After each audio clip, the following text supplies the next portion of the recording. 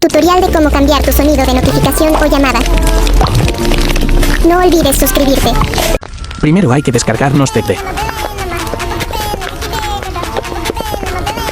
Ahora picaremos en la lupa. Y busca el personaje o lo que tú quieras como sonido. Yo por ejemplo pondré KNY. Y ahora pon lo que quieres, sonido de notificación o tono de llamada. Y picas en el que tú quieras y escuchas.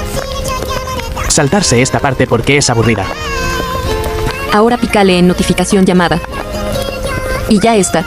Muchas gracias por ver, los quiero.